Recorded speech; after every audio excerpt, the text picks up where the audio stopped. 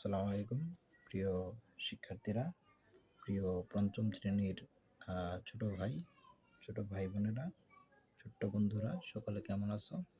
আশা করি সকলে ভালো আছো। সো গতানুগতিক ক্লাসের আলোচনায় আজকে তোমাদের জ্যামিতি অংশ, কি জানি প্রাথমিক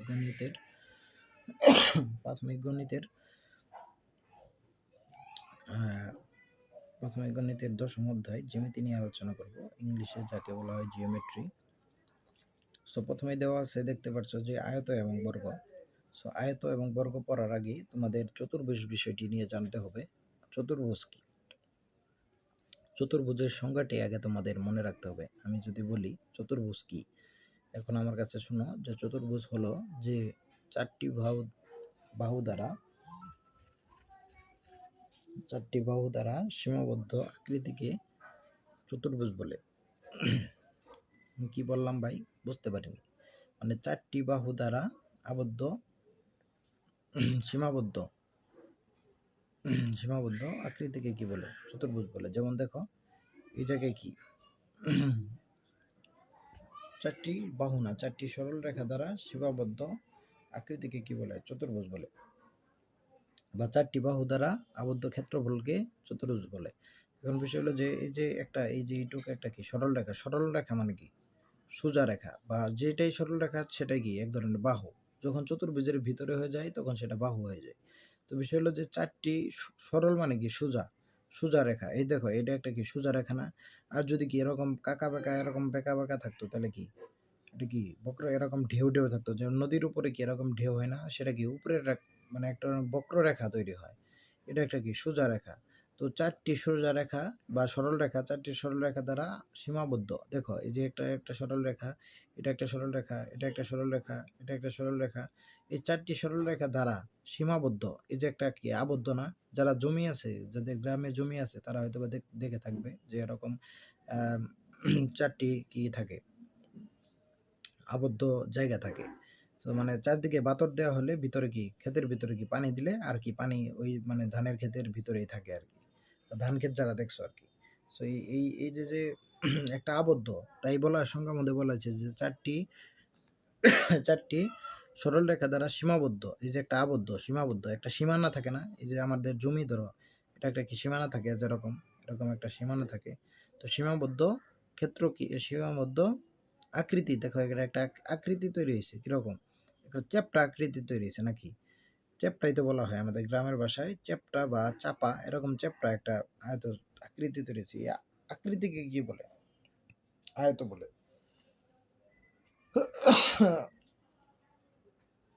চতুর্ভুজ আকৃতিকে কি বলে?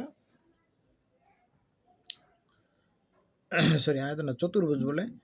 চারটি সীমাবদ্ধ কি চতুর্ভুজ মানে কি, যে মানে চারটি সরলরেখা দ্বারা সীমাবদ্ধ আকৃতিকে চতুর্ভুজ বলে। এই যে একটা আবদ্ধ হয়েছে, এই চতুর্ভুজ বলে। এখন চতুর্ভুজের ভিতরে এটা একটা চতুর্ভুজ, এটা এরকম হতে পারে, এরকম একটা চতুর্ভুজ, এটাও একটা চতুর্ভুজ, এটাও একটা চতুর্ভুজ, এটাও একটা চতুর্ভুজ, এটাও একটা চতুর্ভুজ, কারণ চারটি বাহু রয়েছে। প্রত্যেকটা দিকে চারটি বাহু, এই যে 1 2 3 4, চারটি করে বাহু রয়েছে।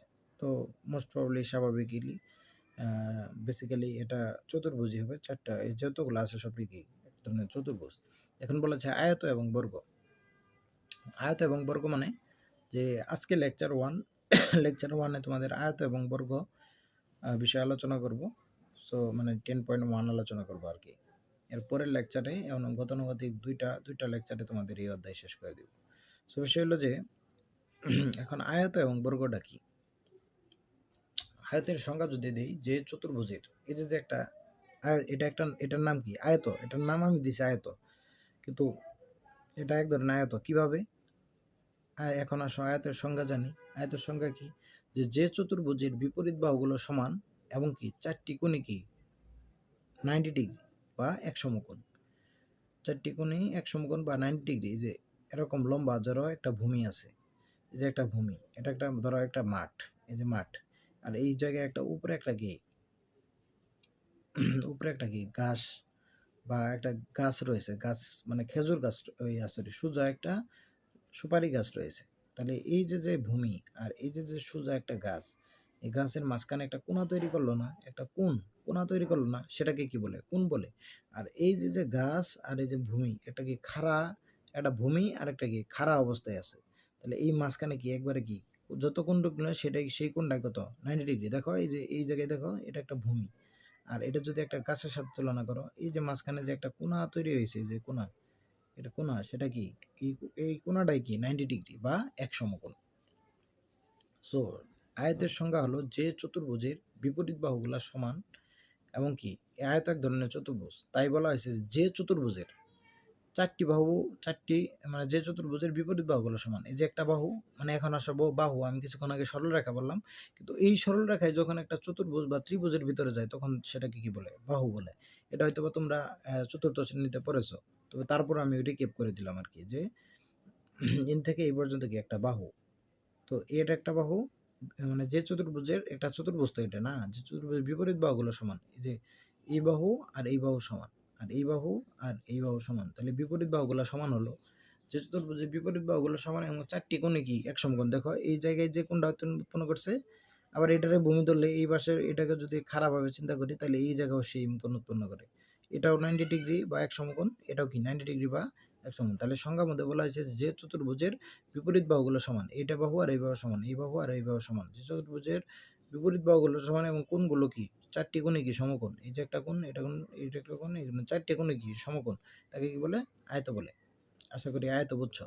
তাহলে এই যে এটার ক্ষেত্রে চিন্তা করো যে বিপরীত বাহুগুলো সমান, এই যে বিপরীত বাহুগুলো সমান, তাহলে কি এটা এক ধরনের আয়ত হবে। এই যে এটা একটা আয়ত হবে, যেমন এটা এটার বিপরীত বাহু কোনটা, এটার বিপরীত বাহু কোনটা, তাহলে সেটা চোখ দিয়ে বোঝা যাচ্ছে যে এটা, এটা আর এটা, এই তিনটা কি, মানে ছ বর্গ, বর্গীয় জ আর কি চ, এই তিনটা কি, এই যে এই তিনটা কি আয়ত হবে। এখন আসো বর্গ। এখন বর্গ কাকে বলে? যে চতুর্ভুজের চারটি বাহু সমান। আমি কিছুক্ষণ পরে আরেকটি বিষয় বলবো, কিন্তু আপাতত জানো যে যে চতুর্ভুজের চারটি বাহু সমান। যেমন এটা একটা কি চতুর্ভুজ, চতুর্ভুজ মানে কি চারটি বাহু সমান। মানে বর্গ জানতে হলে আগে চতুর্ভুজ জানতে হবে। যে বলা হয়েছে যে চতুর্ভুজের চারটি বাহু সমান, তার মানে কি বর্গ এক ধরনের কি চতুর্ভুজ। আগে কি চতুর্ভুজ হতে হবে, তারপর কি বর্গ ডেফিনেশন। তো আগে যেহেতু চতুর্ভুজ, চতুর্ভুজ মানে কি যে চারটি বাহু, চারটি কি বাহু থাকতে হবে, এক দুই, এই যে এক দুই তিন চার, এই চারটি বাহু রয়েছে, তাহলে এটা কি একটা চতুর্ভুজ। এখন বলা হয়েছে যে চতুর্ভুজের চারটি বাহু সমান। দেখো এই চারটি বাহু সমান না, এই বাহু কি মনে হয় তোমার কাছে? ধরো এই যে একটা ঘর, দুইটা ঘর, তিনটা ঘর, মানে দূরত্ব অতিক্রম করছে, তাহলে কত? তিনটা ঘর। ইনুকে দেখো এক, এই যে দেখো দাগ দেয় যে বোল্ড করা যেগুলা, তাহলে কয়টা ঘর তৈরি মানে অতিক্রম করছে? দেখো এইটুক এক ঘর, এটুকু এক ঘর, এটুকু এক ঘর, তিন ঘর অতিক্রম করছে না? এটুকে দেখো এক দুই তিন, ইনুকে তিন ঘর অতিক্রম করছে, এক দুই তিন, ইনুকে তিন। তার মানে এই তিনটা চারটা বাহু যেহেতু সমান, তাই কি এক ধরনের বর্গ। তাহলে দেখো এই জায়গায় যেহেতু চারটি বাহু সমান, এটা এটা এটা এটা চারটি বাহু সমান, এটাও চারটি বাহু সমান। দেখো এইটা, এটা, এটা আর এই যে এটা, তাহলে এই টোটাল কত? চারটি বাহু সমান। তাহলে এই জায়গায় বর্গ কোনটা কোনটা? ছোট ঘ, বড় ঘ, ছোট গ, আর বড় ঘ, আর কি ও। এটা মানে উচ্চারণ হলো গ ঘ ও। আমরা এটা কি গরুর গ কই, আর এটা কি ঘোড়ার গ কই, এইভাবে কই আর কি, ছোটবেলা থেকে এইভাবে হতো। আর এটা হলো ও। তাহলে এই গ ঘ আর ও হলো কি এক ধরনের বর্গ। এখন বলা হয়েছে আমরা দুটি আকৃতিতে দুই ভাগে ভাগ করতে পারি। আমি অলরেডি ভাগ করে দিয়েছি। দেখো এই যে ক দলে কি আছে, ক দলে আছে গ ঘ আর ও। এটা কি এক ধরনের, ক দলটা কি তাহলে কিসের দল? এটা একটা বর্গ। কিসের দল? এটা বর্গের দল, কারণ কি চারটি বাহু সমান। আর এটা কি খ দলটা কি? এটা কি আয়তের দল। দেখো বিপরীত বাহুগুলো সমান, এই যে বাহু, এই বাহু সমান, এই বাহু আর এই বাহু সমান, কিন্তু এটা কি চারটি বাহু সমান না? চারটি বাহু সমান না। আশা করি। আর এটা দেখো সবগুলা কোণ কি সমকোণ। এই যে দেখো এই কোণ, এই কোণ, এই কোণ, এই কোণ, মানে প্রত্যেকটা কোণই সমকোণ। এই জায়গাও প্রত্যেকটা কোণ সমকোণ, এই জায়গাও কি সমকোণ বা 90 ডিগ্রি। তো আশা করি কদল হলো বর্গ, কদল কি আয়ত। তাহলে আশা করি দুইটা বুঝতে পারছো। এখন বলা হয়েছে যে নিচের ছকগুলো পূরণ করি এবং ক ও খ দলের মিল ও অমিল নিয়ে সহপাঠীদের সাথে আলোচনা করি। সেটা আলোচনা করবা। আমি একটু হিন্ট দিয়ে দিই। যেমন এই জায়গায় বলা আছে যে বাহুগুলোর বৈশিষ্ট্য কিরূপ, বাহুর সংখ্যা আর কি, মানে এনকে ডেফিনেশন দিছে বাহুর সংখ্যা আর কি বাহুর দৈর্ঘ্য। এখন কদল, এই যে কদল, দেখো কি মনে হয় কদলে, কি মনে হয় তোমার? প্রিয় ছোট্ট বন্ধুরা, তোমার কাছে কি মনে হইতেছে? তুমি চোখে কি দেখতেছো? দেখো চোখে, দেখো ইনু কি বলছে, চোখে দেখে বলো যে বাহুর সংখ্যা। ইনু দেখো তো ভাই, চোখে দেখতেছো কয়টা বাহু আছে? 1 2 3 4। তার মানে ক দলে প্রত্যেকটা কি 1 2 3 4। ক দলে প্রত্যেকটা কি, প্রত্যেকটারই কি বাহুর সংখ্যা কয়টা? বাহুর সংখ্যা এর কয়টা? 4টা করে। তাহলে কি ক দলে কি বাহুর সংখ্যা কয়টা? 4টা। আর বাহুর দৈর্ঘ্য কি সবগুলো সমান না? দেখো এই যে এই বাহুর দৈর্ঘ্য, এটার যা দৈর্ঘ্য, এটার যা দৈর্ঘ্য, এটার যা দৈর্ঘ্য, আসলে বর্গ, এই ক দলটা কি মূলত কিসের দল? বর্গের দল। আর বর্গের দলে যেহেতু 4টি বাহু সমান থাকে, বর্গের সংখ্যা মধ্যে কি পড়ছি যে চতুর্ভুজে 4টি বাহু সমান তাকে কি বলে? এবং কি প্রত্যেকটি কোণ কি 4টি বাহু সমান, এবং কি প্রত্যেকটি কোণে কি সমকোণ বা 90 ডিগ্রি, তাকে কি বলে? বর্গ বলে। যেহেতু এটা বর্গ, তাহলে কি বাহুর দৈর্ঘ্য কি হবে? সবসময় কি সমান হবে। আর এখন আসো খ দল। খ দলে বাহুর সংখ্যা কয়টি? 4টি ভাই। কারণ এটি কি এক ধরনের চতুর্ভুজ। চতুর মানে কি? চতুর মানে হলো 4। চতুর্থ, আমরা কোনো চতুর্থ শ্রেণী মানে চতুর্ভুজ, মানে ভুজ মানে হলো বাহু, আর চতুর মানে হলো 4। তাহলে 4 বাহু, যেহেতু চতুর্ভুজ, এই আয়ত এক ধরনের চতুর্ভুজ, সো কি বাহুর সংখ্যা কত হবে? 4টি হবে। আর বাহুর দৈর্ঘ্য করতে হবে 4টি। বাহুর দৈর্ঘ্য কি বিপরীত বাহুগুলো সমান, এটা আর এটা সমান, এটা আর এটা সমান, এটার ক্ষেত্রেও তাই, এটা আর এটা সমান, এটা আর এটা সমান। সো এরকমই বোঝানো হয়েছে। বলা হয়েছে যে কোনগুলোর বৈশিষ্ট্য কিরূপ? কোণের সংখ্যা, দেখো ভাই কোণের সংখ্যা কি 4টি। এটা বর্গর ক্ষেত্রে কি আমরা জানি কি 4টে কোণ না হলে কি, কোণা যদি বাহু যদি 4টে হয় তাহলে তো কোণা 4টি হবো। এই যে কোণা, এই যে কোণা, এই যে কোণা, এই যে কোণা মানেই তো কোণ। আমি কি বলছিলাম? কোণা, বাংলা কথা, খাস বাংলা কথা, কোণা মানে কোণ। তাহলে কোণ তো 4টে হইতে হবো। তাহলে কত লেগে কোণের সংখ্যা কয়টা? 4টাই। কোণের পরিমাপ, কোণের পরিমাপ কি 90 ডিগ্রি না? আমরা কি বলছিলাম যে যে চতুর্ভুজের 4টি বাহু সমান এবং কি কি প্রত্যেকটা কোণে কি সমকোণ, মানে প্রত্যেকটা কোণে সমকোণ, তাকে কি বলে? বর্গ বলে। তাহলে এইগুলা যেহেতু কতল, যেহেতু বর্গ, তাহলে কি কোণের পরিমাণ কি হবো? 90 ডিগ্রি বা এক সমকোণ। খোদলের ক্ষেত্রে কোণের সংখ্যা কয়টা? দেওয়া হয়েছে 4টাই। প্রত্যেকটা আয়তের কয়টা কোণ থাকে? 4টা কোণ থাকে। তাহলে কোণের সংখ্যা কয়টা হবে? 4টি হবে।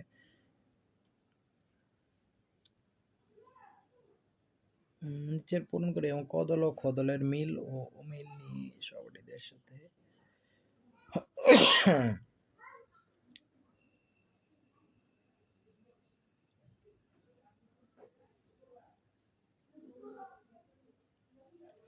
তাহলে কোণের সংখ্যা কয়টা? 4টাই হবে। এবং কি কি কোণের পরিমাণ কি 90 ডিগ্রি হবে। এই জায়গায় দেখো মিল কি পাইছো? মিল পাইছো কি কোণের সংখ্যা মিল আছে, যেমন কদলের কি 4টি কোণ কত? কতটি? 4টি। কদলের কোণ কয়টি? 4টি। তাহলে মিলের বিষয় হলো কোণগুলা কি 4টি, কিন্তু কি সমকোণ। কোণগুলা কি সমকোণ না? এটারও সমকোণ, এটারও সমকোণ। তাহলে কোণগুলা কি সমকোণ। আর আরেকটা কি, আরেকটা হলো যে কোণের পরিমাণ সমান। আর কি কোণগুলো মানে 4টি কোণ, এটারও 4টি কোণ আছে, 2 গ্রুপেরই 4টি করে কোণ আছে, এবং কোণের পরিমাণগুলো সমান। এটারও, এইগুলারও কোণ 90 ডিগ্রি, এগুলারও কোণ 90 ডিগ্রি। তাহলে কোণগুলো সমান, কোণের সংখ্যা সমান, এবং কোণের পরিমাপ সমান। কোণের সংখ্যা এবং কোণের পরিমাপ সমান। আর বাহুর সংখ্যা আর বাহুর দৈর্ঘ্য সেগুলো অসমান। বাহুর সংখ্যা কত? বাহুর সংখ্যা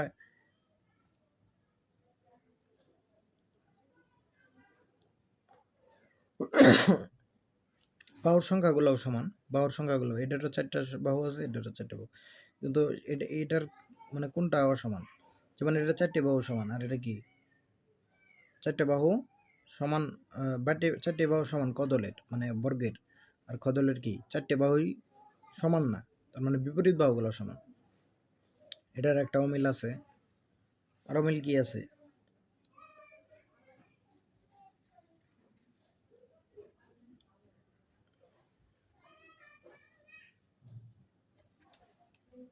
আরেকটা অমিল হইল তোমার কোণের সংখ্যা, কোণের পরিমাণ, বাহুর দৈর্ঘ্য। যেমন বাহুর দৈর্ঘ্য থাকবে, আর বাহুর সংখ্যা তো সমানই। আর অমিলগুলা একটু হয়তো গাইড থেকে একটু দেখো, গাইডে সুন্দর বা ইয়েতে সুন্দর করে লেখা আছে। এই বিষয়গুলো আসলে পড়তে হয় না, নিজে নিজে পাওয়া যায়। যেমন এতক্ষণ পর্যন্ত যা বেসিক পড়াইলাম সেগুলো থেকে অ্যান্সার করা যায়। তো অমিল আরেকটা কি সেটা আমি এখন মাথায় আসতেছে না, বা বা এখন খেয়াল হচ্ছে না। সো অমিল একটা বিষয় তো বলেই দিলাম, যে একটা বিষয় অমিল হলো কি, বাহুগুলা বর্গের বাহুগুলা কি চারটাই সমান, কিন্তু খদলের বা আয়তের কি চারটে বাহু সমান নয়, এই বিষয়টা বলা যায়। তো দেখো, এই দেখো এতক্ষণ পড়ার পরে মানে আগে তোমাদের ভয় দেখাইছে যে আয়ত বর্গ এগুলা দিয়ে ভয় দেখাইছে, কারণ তোমরা চতুর্থ শ্রেণীতে হয়তোবা চতুর্ভুজ ত্রিভুজ এগুলো পড়ে আসছো, যার কারণে চতুর্ভুজ ত্রিভুজ এগুলো নিয়ে আর আলোচনা করেনি। সো আগেই আয়ত বর্গ লিখে রাখছে। তো এই নিচে দেখো বলা আছে যে চারটি সরলরেখা দ্বারা সীমাবদ্ধ আকৃতিকে কি চতুর্ভুজ বলে। অলরেডি পড়াইছি, হ্যাঁ পড়াইছি। যে চতুর্ভুজের চারটি কোণের সমকোণ তাকে আয়ত বলে। ভাই এখন আসো, যে আমি তোমাকে কি বললাম, তাহলে কি আমি ভুল পড়াইলাম? যে ভাই আপনি যে পড়াইলেন যে যে চতুর্ভুজের চারটি বাহু, যে চতুর্ভুজের বিপরীত বাহুগুলো সমান এবং কি চারটি কোণের সমকোণ তাকে কি আয়ত বলে, আপনি কি ভুল বলাইছেন ভাই? না, আমি ভুল পড়াইনি। দেখো, আমি বলছি যে যে চতুর্ভুজের বিপরীত বাহুগুলো সমান, কিন্তু পরীক্ষার হলে আসলে তোমরা এটাই লিখবে যে চতুর্ভুজের চারটি কোণের সমকোণ তাকে কি বলে, আয়ত বলে। কিন্তু আমি বেসিক বোঝার ক্ষেত্রে মানে 6, 7, 8 মানে মানে হায়ার লেভেলে পড়বার গেলে তখন তোমরা পড়বা যে যে চতুর্ভুজের বিপরীত বাহুগুলো সমান। দেখো এখানে কিন্তু বাহু নিয়ে কোনো কথা বলা নেই, কিন্তু আসলে কিন্তু আমরা দেখতেছি চিত্রের মধ্যে দেখতেছি যে বিপরীত বাহুগুলো সমান, এটা সমান, এটা সমান, তার মানে বিপরীত বাহুগুলো সমান। এটাও যেমন একটা বৈশিষ্ট্য। এই চারটি কোণ সমকোণ, এই যে এই কোণ, যে চারটা কোণা আছে এই কোণার যে সমকোণ সেটাও আমি তোমাদের বলছি। তো তাহলে আমাকে কোনটা আমি নিলাম, বাহুটা আমরা নিব না? এটা তোমার মনে কোশ্চেন থাকে না যে বাহুটা আমাদের তো নিতে হবে, বৈশিষ্ট্যটা নিতে হবে যে চতুর্ভুজের বিপরীত বাহুগুলো সমান এবং কোনগুলা সমকোণ তাকে কি বলে, আয়ত বলে।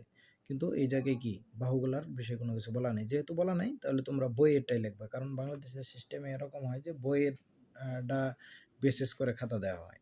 তো যখন দেখবো বইয়ের সাথে মিল নাই, তখন দেখবো যে তোমার নাম্বার কমিয়ে দিবে বা নাম্বার কেটে দিতে পারে। আবার দেখো, যে আয়তের চারটি বাহু সমান, এখন এই যে আয়ত বলা হয়েছে, যে আয়তের চারটি বাহু সমান, কিছুক্ষণ আগে আমরা আয়ত বলতে কি বুঝছি, আগে আয়ত বলতে বুঝছি যে যার বিপরীত বাহুগুলো সমান এবং কি কোনগুলা কি সমকোণ। তাহলে দেখো, এই যে এই জায়গায় দেখো তো, মানে যেহেতু চারটে বাহুই সমান, আর চারটে বাহু যদি সমান হয় তাহলে এদের বিপরীত বাহুগুলো কত মাস্ট বি সমান হবে, এটা আর এটা সমান হবে। দেখো দেখাই বোঝা যাচ্ছে এটা আর এটা সমান, আর এটা আর এটা সমান, দুইটাই সমান, এবং এই কোণগুলাও কি সমকোণ। তাহলে এই বিপরীত বাহুগুলো যে সমান, আমি যে আয়তের সংজ্ঞা দিয়েছিলাম যে যে চতুর্ভুজের বিপরীত বাহুগুলো সমান এবং সবগুলো কোণ কি সমকোণ। তাহলে দেখো বিপরীত বাহুগুলো যেহেতু সমান হচ্ছে এবং কি কোণগুলোও কি সমকোণ, তাহলে এই বর্গ কি এক প্রকার কি আয়ত না? তোমার কি মনে হয়? এক প্রকার আয়ত, অবশ্যই এক প্রকার আয়ত। কারণ এটার বিপরীত বাহুগুলো সমান, তো মানে সবগুলাই বাহু সমান, কিন্তু মূলত কি, মূলত যদি আমরা আয়তের ডেফিনেশন ফেলতে চাই, আয়তের ডেফিনেশনে বলা হয়েছে যে বিপরীত বাহুগুলো সমান, বা আয়তের সংজ্ঞাতে যদি ফেলতে চাই তাহলে আয়তের সংজ্ঞাতে বলা হয়েছে যে বিপরীত বাহুগুলো সমান, এটা আর এটা সমান, এটা আর এটা সমান, আমরা দেখতে পাচ্ছি তাই। তাহলে এটা কি বর্গ কি এক প্রকার আয়ত, তাই যার কারণে বলা হয়েছে যে আয়তের চারটি বাহু সমান, এটা একটা আয়ত না? এই যে কেমন লিখতে পড়াইলাম যে এটা একটা আয়ত, তাহলে এই বর্গ একটি আয়ত ঠিক আছে, কিন্তু এটার কি চারটি বাহু সমান, 1 2 3 4, চারটি বাহু সমান, তাই কি তাকে বর্গ বলে। যে আয়তের চারটি বাহু সমান তাকে কি বলে, বর্গ বলে। এখানে এই আয়তের বলার কারণটা কি সেটা অনেকটা বুঝতে পারে না, সেটাই আমি বুঝাই দিলাম।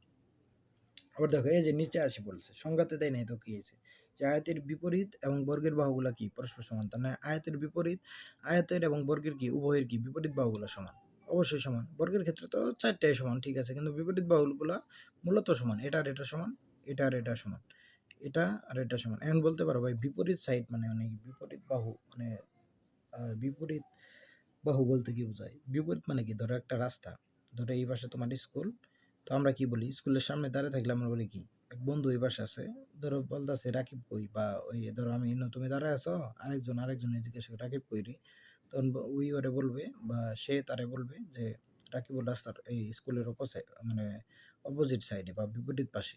তাহলে এটা স্কুল, এই পাশে হলো স্কুল, আর এই পাশে কি বিপরীত সাইড। সো সেটাই হলো বিপরীত বাহু। এটা যদি মেন বাহু হয়, একটা বাহু হয়, তাহলে এটার বিপরীত বাহু কোনটা হবে, এই যে এটা হবে।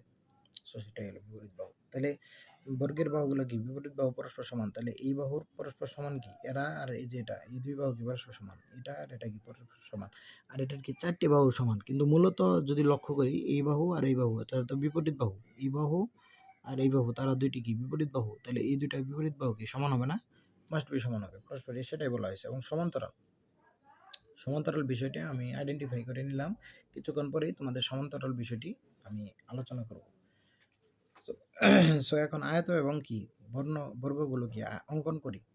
এখন বিষয় হলো যে ধরো তোমার একটা, আমরা ছোটবেলায় কি করতাম যে ওই ই করতাম, ছোট ছোট মোটর বানায়, ওই মোটরে দিয়ে পানি তুলে একটা জমির ভিতরে দিতাম। আর তোমার চিন্তা ধারণা আছে যে এরকম একটা ছোট্ট একটা এরকম সুন্দর একটা তুমি কি করবা, কৃষি জমি করবা, বা একটা মানে কি আবাদ, মানে একটা কি কিছু ধান গাড়বা। আমরা কি করতাম ছোটবেলায়, ধান গাড়বার জন্য ওই যে ছোট ছোট মোটর, ওই ক্ষেতের পাশেই মোটর বসায়, ধান পাশেই, মানে আমার বাবারা যখন, আমার বাবা তো কৃষক, তো বিষয় হলো যে সাইডেই এরকম মানে ই করতাম, এরকম একটা মানে এরকম একটা তোমার ই করে নিতাম আর কি। মানে আমার একটা নিজস্ব ক্ষেত থাকতো আর কি, ক্ষেত বলতে আমি নিজস্বভাবে আবাদ করতাম। আমাদের মোটর থাকতো, আমার মোটর থাকতো কোনটা, ওই যে একটা ছোট একটা পিচ্ছি একটা মোটর লাগিয়ে ই করতাম আর কি।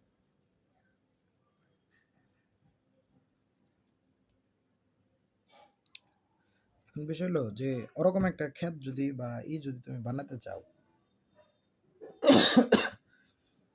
সরি, বানাতে চাও, তাহলে তোমার কি আগে মাপ দিয়ে নিতে হবে না, যে তোমার ক্ষেত ধরো একটা তুমি বর্গ আকারে, যেরকম একটা বর্গ আকারে সুন্দর একটা স্কোয়ার, স্কোয়ার মানে কি বর্গ, আর আয়ত ইংরেজি আয়তক্ষেত্র মানে হলো রেক্টেঙ্গুলার, রেক্টেঙ্গুলার মানে আয়তকার, ইংলিশ টার্ম একটু মনে রাখো, রেক্টেঙ্গুলার, আর বর্গ মানে স্কোয়ার। সো বিষয় হলো এরকম একটি ধরো তুমি ই করবা, কিন্তু এখন তোমাকে এইটুকু করতে হলে যে সোজা সবটা তো মাপ দিতে হবে, ভালো মাপ, ভালো করে মাপ দিতে হবে, মাপ দিয়ে তো তোমাকে ই করতে হবে। তাহলে এই যুগ যদি 5 মিটার হয়, আমরা বলি না রাস্তায় এত 5 মিটার গেছে, তাহলে এই যে এই বাহুটা, এই বাহুর দৈর্ঘ্যটা যদি 5 সেন্টিমিটার হয়, এই বাহুর দৈর্ঘ্য যদি 5 সেন্টিমিটার হয়, তাহলে কি মাপ দিয়ে নিতে হবে না? যদি এটা যদি 5 সেন্টিমিটার, এটা 4 সেন্টিমিটার, তখন কি বর্গ হবে? হবে না। তোমার জায়গা কোনাইছে কোনাইছে দেখা যাবে, বা একটা বড় একটা ছোট দেখা যাবে, সেটা কি মানে সুন্দর দেখা যায়? দেখা যায় না। যেমন তোমরা নিশ্চয়ই একটা উদাহরণ পাবো, যখন আমরা ডিম্বাও খাতা কিনি, দেখবে যে সবগুলাই কোনা কিনারে সব সমান, কিন্তু মাঝখান দিয়ে এটাই হলো অসমান, বা একটাই হলো কি ছোট, তখন কি দেখতে খারাপ দেখা যায় না? সো সেরকমই তাহলে কি আমাদের মাপ দিয়ে নিতে হবে। এখন মাপ দেওয়ার একক আছে, এখন আমি একটু আইডেন্টিফাই করে নিই একক।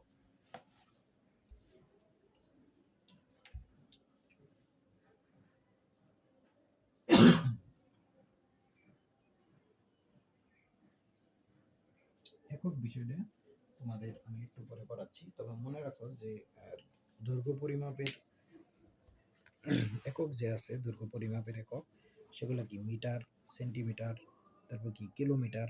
আমরা কি রাস্তা পরিমাপের ক্ষেত্রে যখন আমরা কি রাস্তা পরিমাপ করি, যেমন তোমরা যখন কোনো জায়গায় ভ্রমণ করতে যাও বা ঘুরতে যাও, তখন দেখবে যে রাস্তার পাশে লেখা যে এত কিলোমিটার দূরে, বা ঢাকা থেকে, ঢাকা থেকে না, মানে তোমার বাড়ি থেকে যখন রাস্তা দিয়ে বের হয়ে একটু যাওয়ার পরে দেখবে যে লেখা এত কিলোমিটার, সরিষাবাড়ি বা ঢাকা এত কিলোমিটার। সে বিষয় হলো যে এত কিলোমিটার যে লেখা থাকে, সেটা মূলত এই যে দৈর্ঘ্য পরিমাপ করলা, যে এত থেকে এটুক থেকে তুমি এতটুক পর্যন্ত হাইটে আসছো বা গাড়ি দিয়ে আসছো, বা অতটুক পর্যন্ত যাইতে তোমার আরো 14 কিলোমিটার দূরত্ব অতিক্রম করতে হবে, এটাই মূলত বিষয়। সো একক বিষয়টি আমি আইডেন্টিফাই করে নিচ্ছি, আমি বোর্ডে আমি একক বিষয়টি তোমাদের আরো ডিটেলস ভাবে পড়াবো। সো বিষয় হলো এখন আমরা এই যে বলা আছে যে আয়ত 5 সেন্টিমিটার, ভূমি 5 সেন্টিমিটার, উচ্চতা 3 সেন্টিমিটার, বর্গ প্রতিটি বাহুর দৈর্ঘ্য 4 সেন্টিমিটার, এটা আমাদের আঁকতে হবে। কিভাবে আঁকাবো? যেমন বলা হয়েছে যে 1 নম্বরে আমরা কিভাবে আয়ত আঁকতে পারি। এই যে আয়ত যে বললাম, এখন এই আয়তটা কি আমাদের নিজস্বভাবে আঁকাবো না, আমি একটা জমি তৈরি করতেছি নিজেই, তাহলে কি এটা আমাকে নিজেরই কি করতে হবে, আমার নিজেরই কি করতে হবে, তৈরি করতে হবে। সো তৈরি করার ক্ষেত্রে তখন আমার কি করতে হবে, যে একটি স্কেলের সাহায্যে 5 সেন্টিমিটার দৈর্ঘ্যের একটি রেখা আঁকি।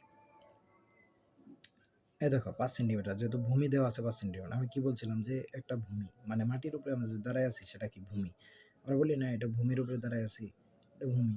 ধরো একটা এরকম একটা দাগ দিলাম আর কি, দাগ দিলে কি এটা ভূমি। তার উপরে যদি এরকম খাড়া একটা যদি মানে আমরা যে একটা গাছ থাকে, তাহলে কি এটা কি লম্বা একটা গাছ, তাহলে এটা কি এটা কি একটা আমরা যে গাছ থাকে একটা গাছ, সাপোজ ধরো এই যে এটা একটা ভূমি আর এখানে একটা গাছ আছে, আমরা বলি কি আম গাছ, এটা আম গাছ, ধরো আমরা গ্রামে আম পারি না, সেই আম গাছ, সেই আম গাছের উচ্চতা আমরা বলি আম গাছটা এত উঁচু, তার মানে আম গাছটা কত উঁচু, উঁচু মানে কি উচ্চতা, উঁচু মানে উচ্চতা, তার মানে কি 5 সেন্টিমিটার ভূমি। এই যে ভূমি কত 5 সেন্টিমিটার, সরি আমি আজান দিচ্ছি, একটু সময় নিয়ে নিচ্ছি,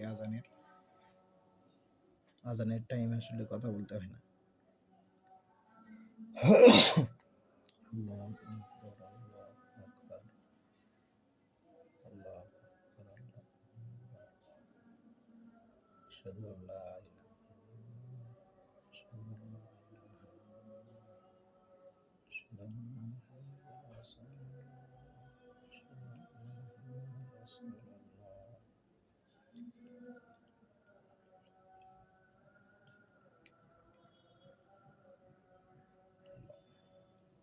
আল্লাহু আকবার, লা ইলাহা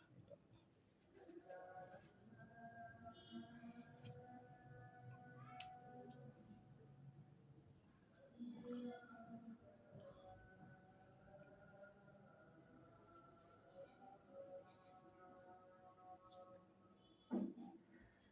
السلام عليكم ورحمة الله وبركاته.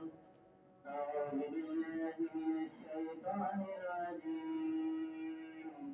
بسم الله الرحمن الرحيم.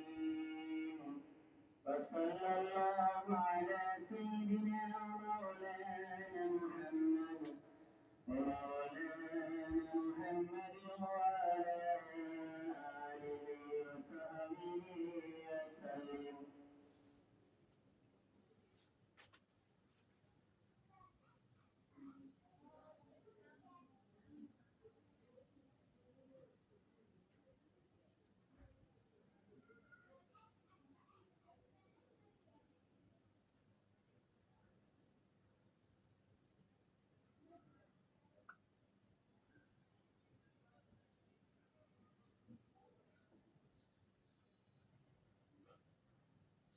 الله أكبر، الله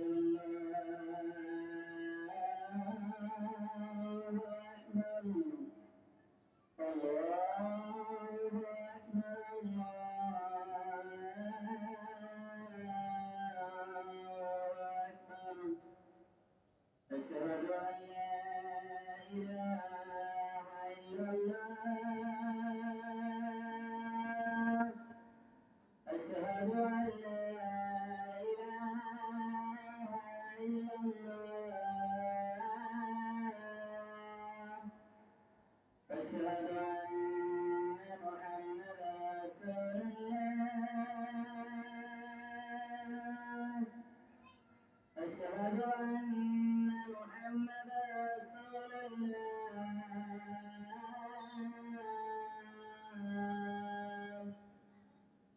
حي على الصلاة،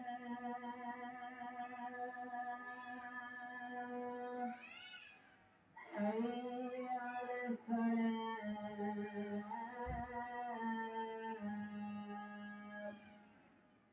حي على الفلاح،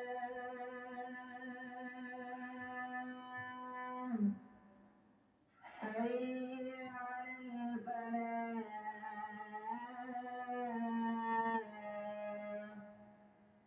الله أكبر، الله أكبر.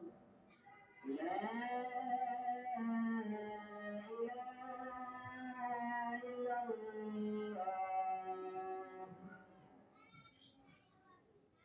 اللهم رب هذه الدعوة التامة والصلاة القائمة آت محمدا الوسيلة والسبيلة والدرجة الرفيعة وبعثه مقاما محمودا الذي وعدته وارزقنا شفاعته يوم القيامة إنك لا تخلف الميعاد.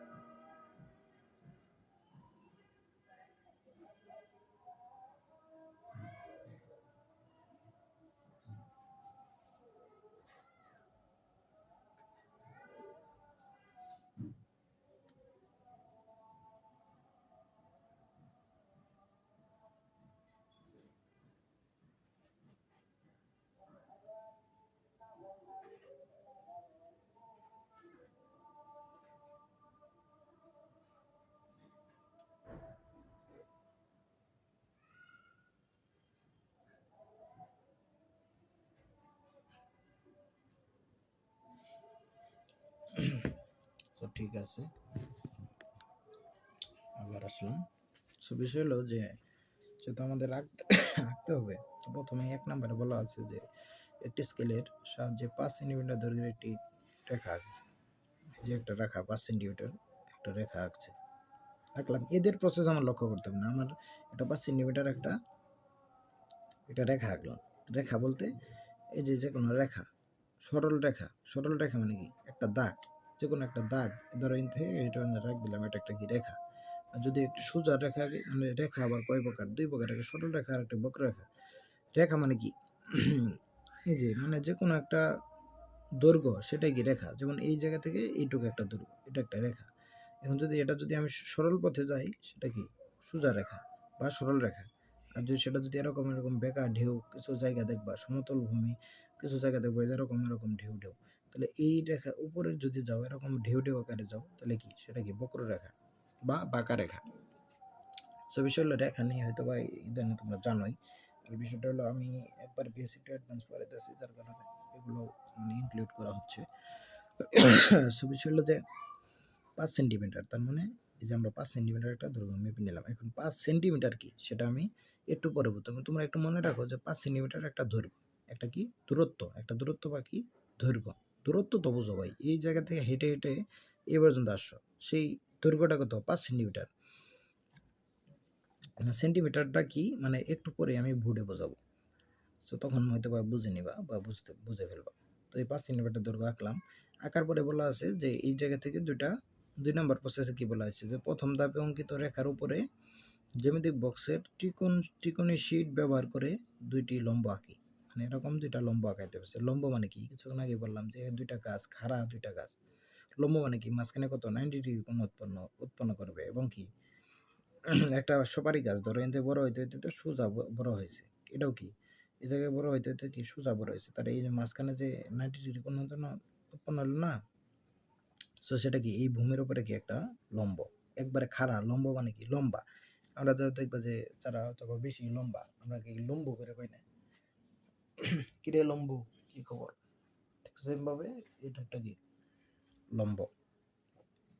আচ্ছা আঁকলাম লম্ব 2 নম্বর প্রসেসে। যে দেখো এটা কি 1 নম্বর প্রসেসে 5 সেন্টিমিটার একটা দৈর্ঘ্য আঁকলাম বা রেখা আঁকলাম। আঁকার পরে এর উপরে কি 2 নম্বর প্রসেস, এই যে লাল চিহ্ন যেগুলা, এটার বিভ্রান্ত হবে না বা ভুল করবে না। এই দুইটা হলো কি 2 নম্বর প্রসেস, মানে কিভাবে পদ্ধতি, 2 নম্বর মানে স্টেপ আর কি। তো লম্ব আঁকালাম। আঁকানোর পরে এখন বলা হয়েছে লম্ব দুটি থেকে 3 সেন্টিমিটার 2টি রেখা বিন্দু দিয়ে চিহ্নিত করি। কেন এই লম্ব থেকে আমরা চিহ্নিত, কারণ উচ্চতা হলো 3 সেন্টিমিটার। তাহলে আমি যে বলছিলাম যে এটা যদি ভূমি হয় আর এটা যদি গাছ হয়, তাহলে গাছ কতটুকু উঁচু, বলা আছে 3 সেন্টিমিটার উঁচু। তাহলে এটা আমরা 2 পাশ থেকে 3 সেন্টিমিটার উঁচু নিলাম। এই যে একটা পয়েন্ট, এটা একটা পয়েন্ট, এটা কি মাপ দিয়ে নিলাম যে 3 সেন্টিমিটার, স্কেল দিয়ে মাপ দিয়ে নিলাম। এটা বিভ্রান্ত 3 দ্বারা বিভ্রান্ত হবো না বা ভুল করবো না।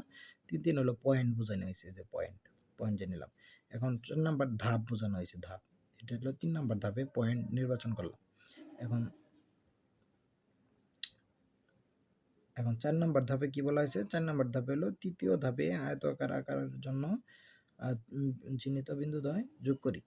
এই যে চিহ্নিত বিন্দু দ্বয়, এই যে 4 নাম্বার ধাপে এই যে চিহ্নিত বিন্দু যোগ করছি, আনকে একটা আয়ত হয়েছে। দেখো এই যে ডট ডট ডট সহ, এই যে দাগ সহ পুরাটা একটা কি একটা সীমাবদ্ধ ক্ষেত্র। যে আমরা কি জানি যে যে চতুর্ভুজের বিপরীত বাহুগুলো সমান, এই যে বাহু আর এই বাহু সমান, এই বাহু আর এই বাহু সমান, এমনকি প্রত্যেকটা কোণই সমকোণ। দেখো এই জায়গায় প্রত্যেকটি কোণে কি সমকোণ উৎপন্ন হয়েছে। এই যে কোণটা আছে সব কি লম্ব বা 90 ডিগ্রি এক সমকোণ উৎপন্ন হয়েছে। আশা করি বুঝতে পারছো। এইভাবে তোমরা কি আয়ত এবং বর্গ যেটাই দেওয়া থাক, এখন বর্গ, প্রতিটি বর্গর দৈর্ঘ্য কত, প্রতিটি বাহুর কি দৈর্ঘ্য কত, 4 সেন্টিমিটার। ঠিক সেম ভাবে আঁকাবা, ধরো এই নৌকা 4 সেন্টিমিটার নিলা, আর লম্ব আঁকাবা, লম্ব আঁকায় কি ওই যে এই জায়গাও কি 4 সেন্টিমিটার করে নিবা, নিয়ে এই দুইটা যোগ করে দেবা, তাহলে কি হবে একটা বর্গ হয়ে যাবে। পারবা না ভাই? পারবা। এখন বলে যে ত্রিকোণী শেড, এটা হয়তো বা অনেকে বুঝবা না। ত্রিকোণী শেড ব্যবহার করে আমরা পাশে দেখানো ছবির মতো লম্ব আঁকতে পারি। কিভাবে আঁকতে পারি, এই দেখো তোমরা জ্যামিতি বক্সের মধ্যে এরকম একটা দেখবা, একটা বড় দেখবা আর একটা ছোট দেখবা। যে বড়টা থাকে এরকম, এই বড়টাকে এইভাবে রেখে তার উপরে যদি এইভাবে রাখি, এই যে দেখো একটা লম্ব আঁকানোর জন্য সুন্দর একটা শেপ তৈরি হয় আর কি। সেই জায়গা থেকে সুন্দরভাবে একটা লম্ব আঁকাইতে পারবা। যদি স্কেল দিয়ে আঁকাবার যাও, দেখবা যে স্কেল দিয়ে আঁকাবার গেলে একটুখানি বেঁকা হলে এই দিক যাবো, তার মানে একটা বাহু বড় হবে আর একটা বাহু কি, এই বাহুটা বড় হয়ে যাবে, এই বাহুটা কি ছোট হয়ে থাকবে, তাই ত্রিকোণের শীট দিয়ে এটা আঁকালে অনেক সুন্দর হবে আর কি। ঠিক সেমভাবে পারবা না আয়ত বর্গগুলো অঙ্কন করো, পারবা না, ভূমি 2 সেন্টিমিটার, এরকম করে ভূমি 2 সেন্টিমিটার নিবা, উচ্চতা 4 সেন্টিমিটার, উচ্চতায় যেরকম করে লম্বা আঁকাবা, লম্বা আঁকার মধ্যে কি 4 সেন্টিমিটার কেটে মানে ফোঁটা দিয়ে নিবা, ফোঁটা দিয়ে নিয়ে দুই পাশে যোগ করে দেবা, একটা আয়ত হয়ে যাবে। এটা ঠিক সেম ভাবে এইভাবে আয়ত আঁকবা, বর্গ এইভাবে আঁকবা, আঁকতে পারবা না? পারবা। সো আজকে এই পর্যন্তই। তো আজকে লেকচার 1 যেহেতু, এরপরের লেকচারে সামান্তরিক ও ট্রাপিজিয়াম পড়াবো, কারণ আজকের এই লেকচারে সামান্তরিক পড়াইতে গেলে আমার সমান্তরাল বিষয় এবং একক বিষয়টি জানতে হবে। তো সমান্তরাল আবার একক বিষয়টি জেনে গিয়ে তারপরে আমরা কি ট্রাপিজিয়াম আর সামান্তরিক, তারপরে কি রম্বস, তারপরে রম্বসের কর্ণ আছে, তারপর বৃত্ত আছে, সেগুলো নিয়ে আলোচনা করব। সো লেকচার 1 এ এইটুকু পর্যন্তই থাক। তো আপাতত এখন তোমাদের আমি বোঝাবো যে সমান্তরাল সমান্তরাল বিষয়টি হলো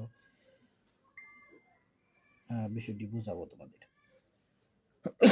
সমান্তরাল এবং একক বিষয়টি বোঝাবো, তো সাথেই থাকো। এখন আমি বোর্ডে গিয়ে তোমাদের বোঝাবো।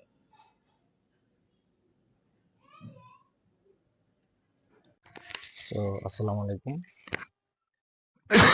তো বিষয় হলো যে আমি জানি তোমাদের মাঝে একটি কোশ্চেন ঘুরপাক খাচ্ছে যে ভাই হয়তো বা আমাদের স্ক্রিনে মোবাইলে ট্যাবের স্ক্রিনে পড়ায়, কিন্তু আমাদের সামনে আসেনি কেন? তাই এই যে আমার নাম রাকিব। সো বিষয় হলো যে হয়তো বা তোমাদের মধ্যে একটা এক্সাইটমেন্ট কাজ করতেছিল যে এতক্ষণ পর্যন্ত ভাই আমাদের সামনে আসেনি কেন? সো এখন আসলাম। সো বিষয় হলো আমি দুইটা বিষয় তোমাদের এখন পড়ানোর জন্য আইডেন্টিফাই করেছি। একটা হলো কি সমান্তরাল, আর একটা কি একক। গণিতের সমান্তরাল, একটু এই পাশে লিখে রাখি। এই দুইটা বিষয় তোমরা হয়তো মানে বুঝতে পারতেছো না যে সমান্তরাল একটা কি, মূলত কি একক। এই দুইটা বোঝানোর জন্য, যেহেতু আমার ল্যাপটপ না, সেটা একটা ট্যাব, যার কারণে আশা করি দেখা যাচ্ছে উপরে লেখা আছে সমান্তরাল, নিচে আছে একক। তো এই সমান্তরাল আর একক বোঝানোর জন্যই আমার সামনে আসে, না হলে হয়তো বা নাও আসতে পারতাম বা আসতাম না। তো দেখো সমান্তরাল,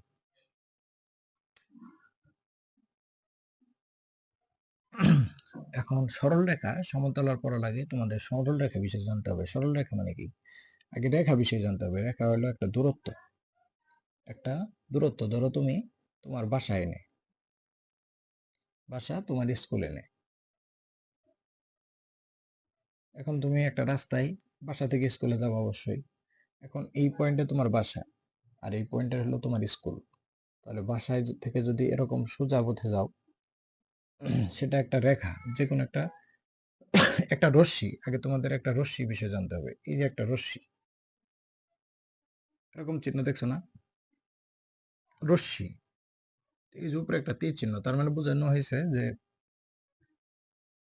মানে এটা একটা রশ্মি আর কি। এটার নাম কি? রশ্মি। এই রশ্মি থেকে যদি আমরা একটা পয়েন্ট কেটে নিই, ইউটিউব পর্যন্ত কেটে নিই, এই পয়েন্ট থেকে এই পর্যন্ত একটা কেটে নিই, তাহলে সেটা একটা কি, এটা কি রেখা হয়ে যায়। একটা কি রেখা হয়ে যায়, এখন এই রেখাটা ধরো, এই রেখাটাই আমি এখানে বুঝাইতেছি যে এই জায়গা থেকে এই জায়গা পর্যন্ত একটা রেখা। ধরো আমি মানে একটা রেখা, এটা মানে একটা রশ্মি থেকে এইটুকু একটা রেখা। এখন এই রেখাটা আমি মুছিয়ে দিই, এটুকু পর্যন্ত বুঝাই, তো ওইটাকে এই রেখা ধরো। তো এটা একটা রেখা। তো বিষয় হলো যে এটা কি একটা সরল রেখা, মানে সোজা রেখা। এই যে এই পয়েন্ট থেকে এই পর্যন্ত কি একটা সোজা। হয়তো বা আমার আঁকানো একটু মানে এটা একটু হচ্ছে, এটা কি রেখা বা সরল রেখা। রেখা দুই ধরনের, একটা সরল রেখা, আরেকটা কি বক্র রেখা।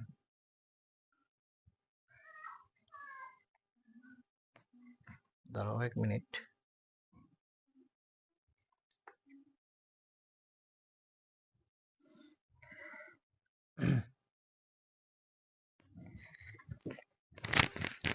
এক মিনিট একটু সময় নিয়ে নিচ্ছি, একটু একটা দরকারে।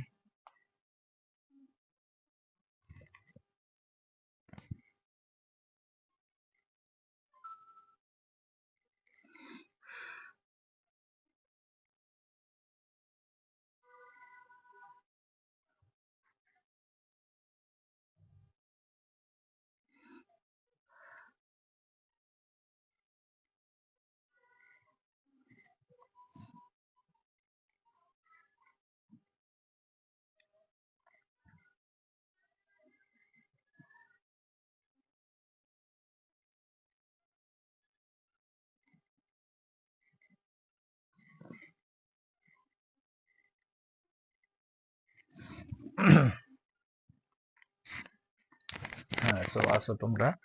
সো বিষয় হলো যে সো রেখা তো বুঝছো যে যে কোনো একটা পথ, রেখা কি একটা পথ।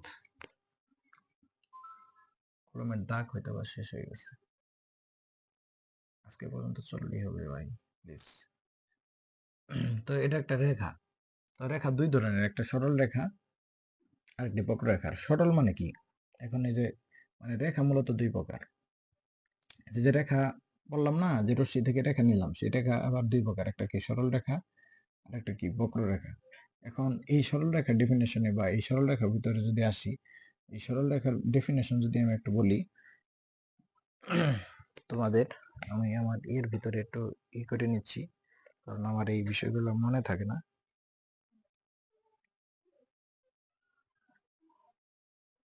সরল রেখা, যেমন যদি সরল রেখার বিষয়টা যদি বলি, সেটা হলো যে একটি সরল রেখা হলো দুটি বিন্দুর মধ্যবর্তী সবচেয়ে ছোট পথ। এটার সংজ্ঞা আগে দিই, যে একটি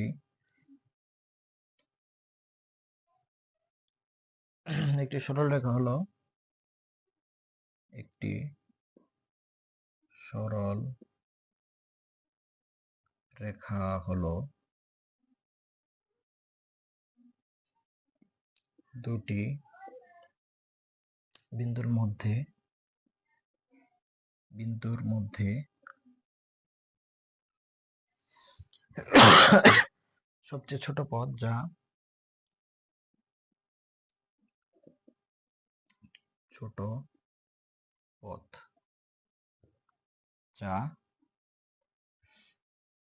সোজাভাবে চলে যায় এবং দিক পরিবর্তন করে না, যা সোজাভাবে চলে যায়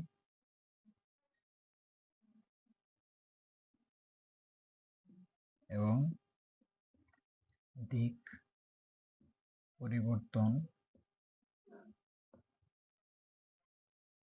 করে না।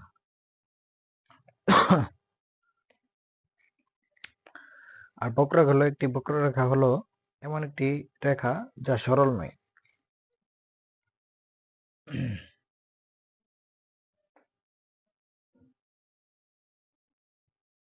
বক্র রেখা হলো এমন একটি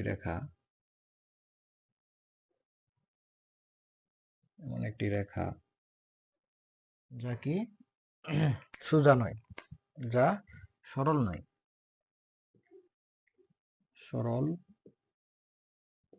নয়, এবং দিক পরিবর্তন করে চলে।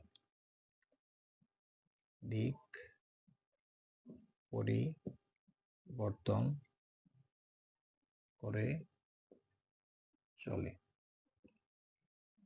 এখন আসো, এখন একটি বিষয় দেখো, যে আসলে এই যে রেখা নিলাম, একটা রশ্মি, ধরো এটা সোজা করে আঁকি, একটা রশ্মি, এটা কি একটা রশ্মি থেকে একটি বিন্দু নিলাম, সেটা কি রেখা। এটুকু কেটে নিলাম, এটুকু কি একটা রেখা। সেই রেখা হলো এই রেখা। এই রেখাকে দুই ভাগে ভাগ করা হয়, একটা হলো সরল রেখা আর একটা বক্ররেখা। এখন সরল মানে কি, সরল মানে বাংলাতে পড়বা, সরল মানে কি সোজা, রেখা সোজা। আর বক্র মানে বাঁকা। সরল মানে হলো কি বাঁকা। সরল মানে যদি সোজা হয় তার মানে কি সরল রেখা মানে কি সোজা রেখা। রেখা তো বুঝছোই যে এই যে একটু কেটে নিলাম সোজা রেখা, এবং কি তারা কি দিক পরিবর্তন করে না। তার মানে এনে বলা হয়েছে যে এখন ডেফিনেশন সরল মানে কি সোজা। এখানে একটি সরল রেখা মানে সরল মানে কি সোজা। একটি সোজা রেখা হলো দুটি বিন্দুর মধ্যে সবচেয়ে ক্ষুদ্রতম পথ যা সোজাভাবে যায় এবং কি দিক পরিবর্তন করে না। যেমন এটা একটা পয়েন্ট, এ পয়েন্ট, এটা একটা কি পয়েন্ট। এই পয়েন্ট থেকে এই পয়েন্টে যদি কি বাঁকা ভাবে যেতে পারো, এই যে বাঁকা ভাবেও যেতে পারো, আবার কি এই সোজা ভাবে যেতে পারো। এখন এইভাবে যেতে পারো, আবার কি এই সোজা পথেও যেতে পারো। তাই কি এখানে বলা হয়েছে যে সবচেয়ে ছোট পথ। ছোট পথ মানে কি এই যে এটা কি যদি বাঁকা ভাবে যাও তাহলে দেখো কত অতিক্রম করে লাগতেছে, দেরি হবে, সময় বেশি লাগবে। কিন্তু এই পয়েন্টে যদি সোজা যাও তাহলে কি ক্ষুদ্রতম পথ, সেটা কি পথ কম লাগবে, সময় কম লাগবে। যা কি সোজাভাবে যায়, এই যে দেখো সোজাভাবে গেছে এবং কি দিক পরিবর্তন করে না।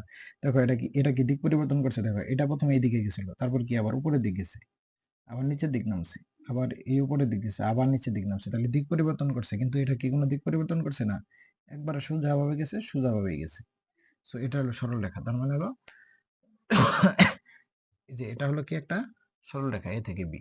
কিন্তু এই যে উপরে যে সাপের মতো লিখলাম যেটা দিক পরিবর্তন করতে চাচ্ছিল, এটা কি দিক পরিবর্তন করে না। কিন্তু এটা কি দিক পরিবর্তন করে, এই যে এটা থেকে আরেকটা পয়েন্ট, ধরো আরেকটা পয়েন্ট দিলাম বি, এটা এ আরেকটা বি। কিন্তু এই যে আঁকা বাঁকা পথে যেটা দিক পরিবর্তন করছে সেটা কি বক্ররেখা। তো রেখা দুই প্রকার, বুঝতে পারছো। এখন এই যে বক্র মানে কি বাঁকা, বাঁকা রেখা, এই যে দেখো বাঁকা বাঁকা আছে, এমন একটি রেখা যা কি সরল নয়। এটা কি সরল না, সরল না, এবং দিক পরিবর্তন করে চলে। দেখো দিক পরিবর্তন করতেছে, প্রথমে আসলে এদিক, আবার নিচে নামলো, নিচে নামে আবার এরকম সোজা পথে গেল, যাই আবার উপরের দিক গেল, আবার কি নিচের দিক নামলো। তো দিক পরিবর্তন করতেছে, তাহলে এটা হলো সরল রেখা, এটা কি বক্ররেখা। এখন হলো যে এইটুক পর্যন্ত আশা করি বুঝতে পারছো। তাহলে রেখা কি সরল রেখা আর বক্ররেখা, এইটুক বুঝতে পারছো। এখন হচ্ছে সমান্তরাল। আমি এত কিছু পড়াইলাম শুধুমাত্র সমান্তরাল বোঝানোর কারণে। ভিডিও কি হচ্ছে? আশা করি হচ্ছে। এত কিছু পড়াইলাম কারণ সমান্তরাল বোঝানোর কারণে।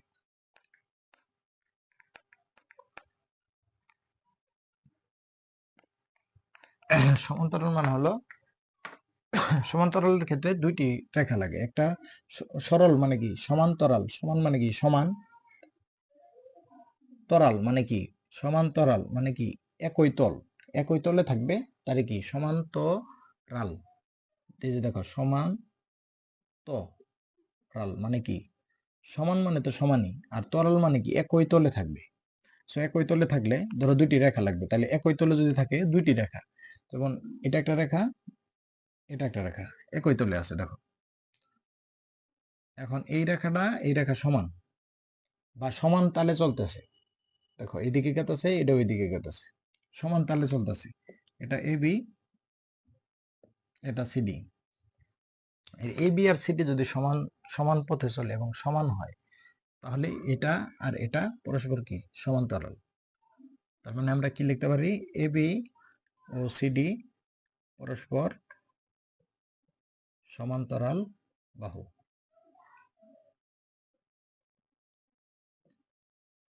এটা একটা বাহু না, সমান্তরাল রেখা, সরি সমান্তরাল রেখা বলি, বা রশ্মি। এটা যেহেতু রশ্মি আছে, রেখা বা এটা ধরো একটা রেখাই ধরি। এবি ও সিডি কি পরস্পর কি সমান্তরাল রেখা। আশা করি বুঝতে পারছো যে এরকম যদি একই তল সমান্তরাল মানে একই তলে থাকবে, দুটা কি সমান থাকবে।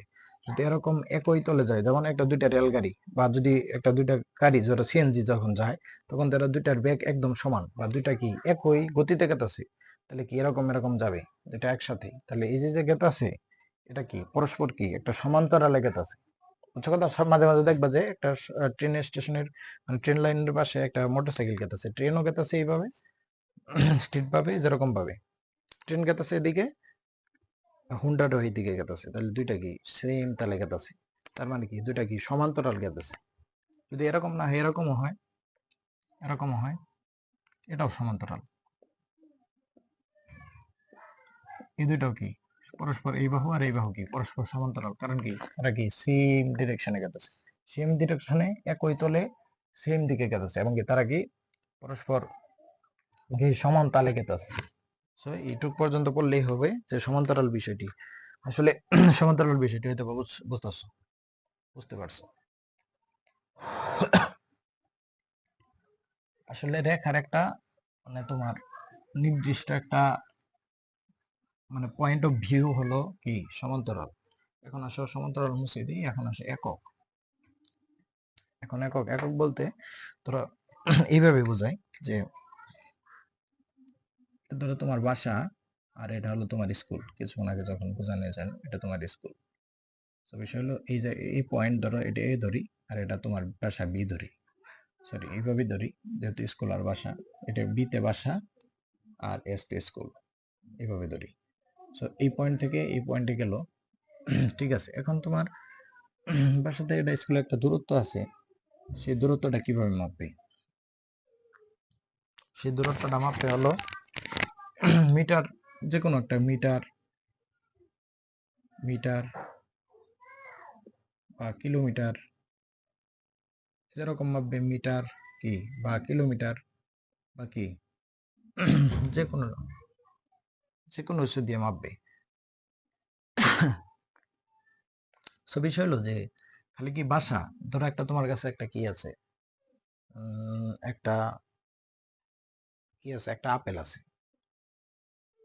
বা একটা আপেল আছে, এই আপেলের তোমরা ওজন কিভাবে মাপবে? বা বাসা বাড়িতে যে চাউল রান্না করো, তো এখন তুমি ধর একক জানো না, যেমন কি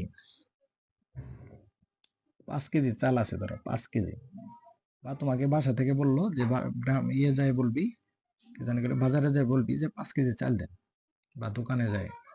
এখন 5 কেজি দোকানে যায় যদি না বোঝো, যদি বলো যে 5 মিটার চাল দেন, 5 মিটার মিটার চাল দেন, 5 মিটার চাল দেন। এখন 5 মিটার চাল দিলে কি দোকানদার বুঝবে?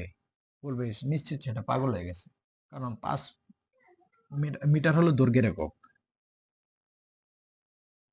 এখন আমি বলি যে দৈর্ঘ্য হলো কি, এটা মনে রাখো যে দৈর্ঘ্যের একক, দৈর্ঘ্যের বিভিন্ন একক আছে, বিভিন্ন একক, সেগুলো কি মিটার, কিলোমিটার, সেন্টিমিটার, তারপরে মিলিমিটার, এগুলো হলো কি দৈর্ঘ্যের বিভিন্ন একক।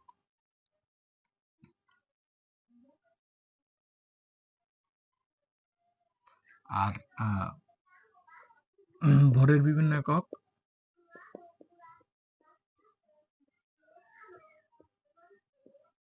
একক হলো কি কেজি, তারপর কি গ্রাম, তারপর কি কি মিলিগ্রাম, এরকম কি, এগুলা কি হলো ভরের বিভিন্ন একক। এখন যদি তুমি দৈর্ঘ্যের একক যদি কেজির ক্ষেত্রে বা ভরের এককের ক্ষেত্রে ব্যবহার করো, তাহলে কি তোমার নিশ্চিত পাগল বলবে না? পাগল বলবে। মানে আমি একটা কথাই বোঝাতে চাইছি যে যে কোনো কিছু মেজারমেন্টের যে কোনো একটা একক, নির্দিষ্ট একটা একক থাকে। একক মানে যেটা দিয়ে বোঝা যায় যে আসলে সে কি চাচ্ছে। বা একটা কলম, যেমন এই যে আমরা কি বলি যে আমার আমার কাছে কয়টি, 5টি কলম আছে। এই যে টি দ্বারা বোঝাইতেছি যে একটা একটা একক মানে একটা পরিমাণ, 5টা পরিমাণ আমার কাছে আছে। এই পরিমাপ করার ক্ষেত্রে বিভিন্ন একক ব্যবহার করা হয়। এখন এই যে দৈর্ঘ্যের যে বিভিন্ন একক আছে সেগুলো কি মিটার, কিলোমিটার, সেন্টিমিটার। সেটা কি ছোট থেকে বড়, যেমন কি একটা যদি ধরো একটা আংটির একটা ওজন কি, সেটা কি কেজি দিয়ে মাপ, মানে অনেক কেজি, কেজি কি মানে তোমার হয়তো বা বাজারে যে কেজিতে কেন, মানে আলু 1 কেজি আলু যদি কেন, 1 কেজি আলুর ওজন কি মানে অনেক বেশি না? শুধু একটার আলুর ওজন কিরকম হবে? শুধুমাত্র একটা 1 পিস আলু, সেটা কি 1 কেজি পরিমাণ ওজন হবে? না, তখন কি ছোট একক দ্বারা প্রকাশ হবে। ছোট একক কি, যেমন কেজির এটা একটু বড় একক, এই যে গ্রাম। ধরো ধরো একটা ধরো 10টা আলুর কেজির দাম হলো কত, 10টা আলুর ওজন হলো কত, 1 কেজি। তাহলে শুধুমাত্র 1 পিসের 1 পিসের দাম কত হবে, মানে 1 পিসের ওজন কত হবে? ধরো 10 গ্রাম বা 1 গ্রাম। এই যে যে গ্রামটা, সেটা কি 1 কেজির তুলনায় অনেক কম। তার মানে একটার দাম ধরো মানে একটার ওজনের, আমি উদাহরণ দিয়ে বুঝাইতেছি যে 10টার ধরো এরকম 10টা আলু ওজন হলো কত 1 কেজি। একটার ওজন ধরো 10 গ্রাম। এই যে গ্রামটা এটা কি এটার তুলনায় কি অনেক ছোট না? মানে এই এরকম 10টা মিলেই তো 1 কেজি হয়েছে নাকি? এরকম কয়টা? 10টা মিলে এরকম হয়েছে, উদাহরণস্বরূপ আর কি। সো তাহলে এটা কি একটা ছোট একক না? ছোট একক, তার মানে ছোট জিনিস মেজারমেন্ট বা পরিমাপ করতে কি, ছোট কোনো কিছু পরিমাপ করতে কি ছোট কিছু লাগে। তো ঠিক সেম ভাবে মিটার, কিলোমিটার যদি একটা বড় দৈর্ঘ্য, যেমন তুমি যদি এই যে রাস্তার ক্ষেত্রে তুমি ঢাকা থেকে ধরো তোমার বাসা জামালপুর, তাহলে তোমার ঢাকা থেকে এই যে জামালপুর এটা কি বড় একক দ্বারা প্রকাশ করব। তাই রাস্তার ক্ষেত্রে কি ব্যবহার করা হয়? তো একবার রাস্তার পিলারের মাঝে মাঝে এরকম পিলার থাকে, এরকম রাস্তা, এই রাস্তার মাঝে মাঝে এরকম একটা বিট থাকে লেখা কিলোমিটার, ঢাকা এত কিলোমিটার বা জামালপুর এত কিলোমিটার, 120 কিলোমিটার। তার মানে কি একটা বড় একক যদি মানে বিশাল বিশাল মানে 1 কিলোমিটারে সেটা কি 1 কিলোমিটারে সেটা কি 1 ইউনিট বা 1 একক ধরে নিছে, বা একটা ছোট মাপ দিয়ে এরকম 1 একক 2 একক, মানে 1 কিলোমিটার 2 কিলোমিটার এরকম করে কি 120 কিলোমিটার আছে। তার মানে বড় জিনিসের ক্ষেত্রে বড় একক দ্বারা প্রকাশ করে, মানে কি কিলোমিটার অনেক বড়, যে দৈর্ঘ্যটা বেশি না। যেমন জামালপুর থেকে কি ঢাকা কি অনেক দূরে না? তাই দূরে বেশি হইলে তাহলে কি আমার বড় দৈর্ঘ্যের একক দ্বারা প্রকাশ করার লাগবে। কিন্তু যদি ধরো মনে করো যে আবার কি ধরো তোমার বাসা এনে এই যে তোমার বাসা বাসা আর কি স্কুল, সেটার ক্ষেত্রে কি ধরো কত কিলোমিটার দূরে, সামান্য 1 কিলোমিটার দূরে। কিন্তু যদি ঢাকা যদি 120 কিলোমিটার হয়, তোমার বাসা থেকে তোমার স্কুল কি ধরো 1 কিলোমিটার, সেটা কি ছোট, মানে কি ছোট মানে কোন হইলো 120 কিলোমিটার আর কোন হইলো 1 কিলোমিটার, তাহলে এটা কম না? কম। কিন্তু বিষয় হলো যে তুমি যদি আরো মানে কোনো কিছুর ক্ষুদ্র বিষয়ের ক্ষেত্রে যদি হিসাব করতে চাও, কিলোমিটার না মিটার হিসাব করবা। যেমন তোমরা মনে করো যে এই যে এক হাত, এরকম হাত দিয়ে যেমন ধরো এই বোর্ডের এক কিনার থেকে এই কিনার পর্যন্ত, ধরো আমি এই বোর্ডের কিনার থেকে এই কিনার পর্যন্ত 1 মিটার ধরলাম। কত মিটার ধরলাম? 1 মিটার ধরলাম। সো বিষয় হলো এইটুক দৈর্ঘ্য কি বোর্ডের, এই যে বোর্ডের যে এই দৈর্ঘ্যটা কি 1 মিটার ধরলাম। তো বাসার ভিতরে যদি একটা কোনো কিছু একটা টেবিলের দৈর্ঘ্য মাপতে চাও, তখন কি কি কিলোমিটার দিয়ে মাপবা? না, তখন মিটার দিয়ে মাপবা। এই যে মিটার, এই যে মিটার মিটার। এখন বিষয় হলো যে যদি এখন কি মিটার দিয়ে মাপবা। সেন্টিমিটার কি ধরো একটা পেন্সিলের একটা ধরো একটা ই দিয়ে মাপবা, এটা যে একটা কলমের বা একটা এরকম একটা ইয়ের দৈর্ঘ্য মাপবা, কলমের দৈর্ঘ্য মাপা। সো এই কলমের দৈর্ঘ্য মাপতে গেলে কি এটা কি মিটার দিয়ে মাপা যাবে? ধরো আমার এই বুডের এক কিনার থেকে আরেক কিনার হলো 1 মিটার, সর্বনিম্ন কি 1 মিটার। এখন 1 মিটারের চেয়েও ক্ষুদ্র জিনিস আছে, যেমন কোনটা আছে যে একটা কলম, এই কলম বা এটা মার্কার পেন। সো এই মার্কার পেনের মাপতে গেলে কি তোমার তার থেকে কি ছোট দৈর্ঘ্য মাপার একক ব্যবহার করতে হবে না? তাই তো করতে হবে, কারণ 1 মিটারের দৈর্ঘ্য হলো অনেক বেশি। তাহলে এই মিটারের চেয়ে ক্ষুদ্র জিনিস আছে আছে এই যে ধরো এই বোর্ডের এত কি আমি 1 মিটার ধরছি, তাহলে এটার চেয়ে এটা কি ক্ষুদ্র না? এই যে পেনটা বা এই মার্কার পেনটা অবশ্যই ছোট। তাহলে এই ছোট হলে এই মার্কার পেনের দৈর্ঘ্য কিভাবে মাপবো? তখন এটাকে কি সেন্টিমিটার দিয়ে মাপবো, যত সেন্টিমিটার। এখন তার চেয়েও ছোট কোনো কিছু থাকতে পারে, যেমন আমার এই এটা, এটা ধরো এর চেয়ে আরো ছোট, বা এর চেয়ে ছোট, তাহলে এগুলা কি দিয়ে মিলিমিটার, এগুলা দিয়ে মাপবো। সো আমার কথা বুঝতে পারছো? আমার কথা হলো যে এই ভরের কথা বাদ দিই, তাহলে আমার যে কোনো কিছু মেজারমেন্ট করতে দৈর্ঘ্য, ভর, সময় মেজারমেন্ট করতে কি লাগে? সময় মেজারমেন্ট করতে কি লাগে? সময় মেজারমেন্ট করতে আমরা কি করি? এত সেকেন্ড। তারপর কি এ দেখো ঘড়ির ক্ষেত্রে যদি দেখাই, এখন বাজে কয়টা? একটা একটা বেজে কত মিনিট? 35, 40, 45। একটা বেজে 45 মিনিট। এই যে একটা মানে মিনিট, সেকেন্ড, তারপর কি আওয়ার, এগুলা কি বড় কি? আওয়ার মানে কি 1 ঘন্টার সময় কি অনেক সময় না? আবার মিনিট কি 5 মিনিট, এটা কি একটা ছোট সময় না? আবার সেকেন্ড, সেকেন্ড কি ধরো 1000 বলতে 1000, 1001, 1001, এটা এই সংখ্যাটুকু তো আমি বললাম, এই বলতে বলতে যে সময়টা লাগলো এটাই তো 1 সেকেন্ড। তাহলে কি বড় যেগুলো আছে সময়, আওয়ার, 1 ঘন্টা, 1 ঘন্টার সময় বুঝতেছো তুমি? বুঝো তো 1 ঘন্টা, ক্লাস 5-এ পড়ো, 1 ঘন্টার সময় তো বুঝার কথা। 1 ঘন্টার সময় মানে 60 মিনিট 1 ঘন্টা। বুঝতে পারছো, 60 মিনিটে। আর 1 মিনিট মানে কি 60 সেকেন্ড 1 মিনিট। তো মিনিট আর সেকেন্ডে তো বোঝাও, মানে মিনিট আওয়ার বা ঘন্টা হলো কি বড়, আর মিনিট কি ছোট, আর সেকেন্ড কি তার চেয়েও ছোট। তাহলে যদি আমি যদি ধরো একটা অনেকক্ষণ সময় ওয়েট করবো কোনো জায়গায় স্টেশনে, ধরো 1 ঘন্টা সময় বসে থাকবো, তার মানে কি অনেক সময় বসে থাকবো। আর যদি বলে 1 মিনিট, তাহলে অল্প সময়, 1 মিনিটের মধ্যে 2 মিনিটের মধ্যে ট্রেন আসতেছে, তাহলে 2 মিনিটের মধ্যে আইসা পড়বো ট্রেন, মানে কি ছোট সময়ের মধ্যে আইসা পড়বো। সো বিষয় হলো এই এরকমই দৈর্ঘ্য পরিমাপের ক্ষেত্রেও, এরকম মানে একক থাকে। সেই এককই হলো এই যে মিটার, কিলোমিটার, আর কি মিটার, কিলোমিটার, সেন্টিমিটার। এখন আমি এই পর্যন্ত বুঝাইলাম কারণ এই মিটার, কিলোমিটার, সেন্টিমিটার এগুলো বুঝাইলাম কারণ এখন যে যে সেন্টিমিটার, এই যে দেখো একটা ছোট একটা দৈর্ঘ্য, এই যে এই জায়গা থেকে এই পর্যন্ত, এটা কি এই যে একটা কলমের সমান, এই যে প্রায় একটা কলমের সমান, এই সমান দৈর্ঘ্যটা কি সেন্টিমিটারে প্রকাশ করবো না? ঠিক এই কারণেই তোমাদের বইয়ে কি ওই যে বাহুর দৈর্ঘ্য কি সেন্টিমিটারে প্রকাশ করা হয়েছে। কিন্তু যদি আমরা একটা জমি মাপতে চাও, জমি অত সব ফিটে মাপা হয়, কিন্তু ধরো তুমি একটা বাসার যে কোনো একটা বড় কিছু ধরো মাপতে গেলা, তখন কি সেটা কি মিটারে মাপা? কিন্তু তোমার বইয়ের যে এই যে চিত্রগুলো আছে, যে বাহুগুলো আছে, এগুলা কি তোমরা মিটার দিয়ে, মানে মিটার দিয়ে মাপতে পারবা, কিন্তু বিষয়টা এই যে একটা বোর্ডের দৈর্ঘ্য, এটা ধরো 1 মিটার ধরলাম। সো এরকম বড় কোনো কিছু ধরলে সেগুলো মিটার দিয়ে মাপবা, কিন্তু এই যে ছোট বিষয়গুলো, যে বাহুটা, এই যে একটা বাহু, এই বাহুটা কি সেন্টিমিটার অবশ্যই মাপতে হবে। তাই ধরো তোমাদের বইয়ের মধ্যে এই যে যেমন একটা আয়ত লেখাও, আয়ত আঁকো, আঁকতে বলা হয়, আয়ত আঁকো বলা হয় 5 সেন্টিমিটার 5 সেমি, ভূমিগত, আয়ত আঁকো ভূমিগত 5 সেন্টিমিটার 5 সেমি। এই যে সেমি, সেমি মানে আবার সিমি মনে করে না, কোনো মেয়ে মানুষের নাম মনে করে না। আর উচ্চতা কত দেওয়া থাকে, ধরো 3 সেন্টিমিটার। এই যে যে সেন্টিমিটারটা, এই যে সেন্টিমিটারটা, এটাই হলো দৈর্ঘ্যের একক। এই যে কিছুক্ষণ আগে বললাম না দৈর্ঘ্যের একক, এই যে এটা কি, এটা কি দৈর্ঘ্যের একটা একক, দৈর্ঘ্যের একটি একক।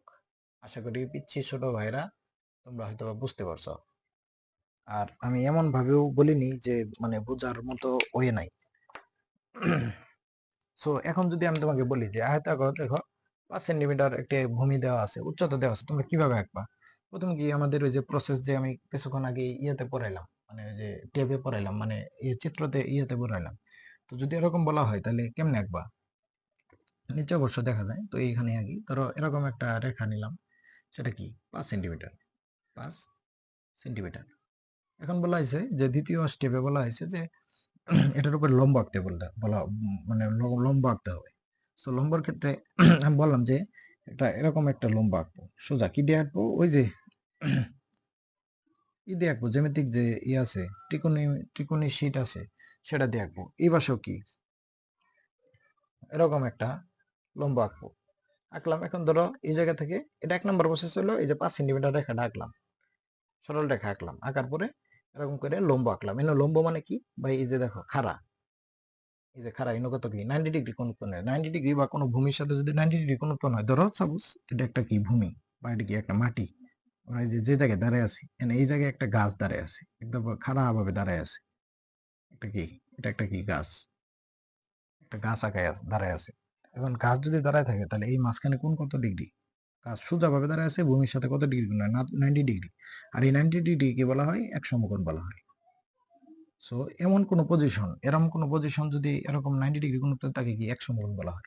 তাহলে এক সমকোণ অবস্থায় যদি কোনো ভূমির উপর যদি এরকম লম্বা ভাবে খাড়ায় থাকে, তাহলে এটা কি লম্বা। আমরা বলি না এই লম্বু, কিছুক্ষণ আগে পড়াইলাম যে এই লম্বু, মানে আমাদের মানে ধরো আমি লম্বা অনেক, তাহলে আমরা কি এই লম্বু, তুই কি করস, তুই তো লম্বু, এরকম মজা করে বলি না বন্ধু বান্ধবের মাঝে, লম্বু মানে লম্বা। তাহলে ভূমির সাথে সে কি লম্বা ভাবে দাঁড়ায় আছে, সেটা কি এই যে লম্বা ভাবে গাছের মতো লম্বা দাঁড়িয়েছে, তাহলে লম্ব। এরকম একটা লম্বা আঁকাইলাম, এই যেরকম ত্রিকোণমিতি শীট, এইভাবে একটা ধরবো, এইভাবে একটা ধরবো, এইভাবে ধরে স্কেল দিয়ে মানে পেন্সিল দিয়ে ডাকটানো,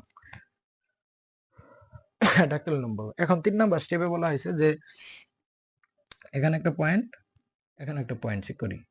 কোনটাতে পয়েন্ট করি, উচ্চতা। এখন উচ্চতা কি, এই যে দেখো একটা গাছ, গাছের কি একটা উচ্চতা আছে না, ধরো এটা কি 3 সেন্টিমিটার বলা হয়েছে, কত 3 সেন্টিমিটার। গাছের এই যে উচ্চতাটা, উচ্চতা মানে কি উঁচু, তার মানে এটা এই ভূমি থেকে কতটুকু উঁচু, তার মানে কি এটা উচ্চতা কত সেন্টিমিটার দেওয়া আছে, 3 সেন্টিমিটার। এখন আমি এই দুই পাশ থেকে 3 সেন্টিমিটার করে পয়েন্ট করে নিলাম যে এইটুকু কি 3 সেন্টিমিটার করে নিয়ে তারপরে কি বলা হয়েছে 4 নাম্বার স্টেপে বলা হয়েছে যে এটা যোগ করি। দেখো সুন্দর একটা আয়ত হয়ে গেছে দেখছো, এটা 5 সেন্টিমিটার, এটা 3 সেন্টিমিটার। এটা দেখো মানে কি বিপরীত বাহুগুলো আয়তর সংখ্যাতে কি বলা হয়েছে যে 4 কোণী সমকোণ। দেখো এটাও একটা কোণ, এটাও কি একটা সমকোণ, মানে 4টে কোণে কি 90 ডিগ্রি। আর কি বিপরীত বাহুগুলো সমান, এটা আর এটা সমান 3 সেন্টিমিটার। যদি এটা 3 সেন্টিমিটার হয়, এটা ইটুক যদি 5 সেন্টিমিটার হয়, তাহলে এটার বিপরীত বাহু এটা হলো 5 সেন্টিমিটার। আমরা সংখ্যার মধ্যে বলা হয়েছে কি যে চতুর্ভুজের বিপরীত বাহুগুলো সমান, এটা 5 সেন্টিমিটার, এটা হচ্ছে বিপরীত, এটার মানে অপোজিট, মানে কি এই যে এটা অপোজিট বাহু বা বিপরীত বাহু। তাহলে বিপরীত বাহু সমান, এটার বিপরীত বাহু কোনটা, এটা। তো বিপরীত বাহুগুলো সমান এবং কি 4টে কোণে কি সমকোণ বা 90 ডিগ্রি, 4টে কোণে কি 90 ডিগ্রি, তাই কি এটা একটি কি আয়ত অঙ্কন হয়ে গেছে যেভাবে বলা হয়েছে। এখন যদি বলা হয় যে একটা বর্গ আঁকো, এবার কি দেখা যায়, হ্যাঁ দেখা যায়। ধরো এইটুকু মুছিয়ে দিই। আশা করি বুঝতে পারছো, এই সম্পূর্ণ কিছু বুঝতে পারছো হয়তো। তোমরা ছোট মানুষ, এত কিছু বোঝানোর দরকার নাই, কথা বলি বেশি। কিন্তু মেন সার্থকতা হলো যে যাতে তোমরা বুঝতে পারো আর কি। এখন বলা হয়েছে যে একটা বর্গ আঁকো, বর্গ আঁকো আর কি সব কি বাহু কি 4 সেন্টিমিটার, 4 সেন্টিমিটার। এই সেন্টিমিটার কি তোমাদের আমি সেজন্যই এত কিছু আলোচনা করলাম সেন্টিমিটার। এর বিষয় হলো যে এই যে ঠিক সেম ভাবে আঁকবা, একটা বাহু নিলা কত 4 সেন্টিমিটার, নিয়ে এটার উপরে কি, এর উপরে কি এরকম লম্বা আঁকলা, এরকম লম্বা আঁকলা। আগে কি হলো এরকম করে 4 সেন্টিমিটার, এর থেকে কত 4 সেন্টিমিটার কাটলা, মাঝখানে যোগ করে দিলা, তাহলে এটাও 4 সেন্টিমিটার, এটাও 4 সেন্টিমিটার, এটাও 4 সেন্টিমিটার। তো একটা এই সবগুলাই কি সমান, সবগুলাই কি সমান, তাহলে কি এটা কি বর্গ হয়ে গেল, এটা কি একটা বর্গ হয়ে গেল। সো এইভাবে আঁকতে পারবা না, বইয়ের মধ্যে কইছে। তো আজকে এই পর্যন্তই, ভালো থেকো। এরপরের লেকচারে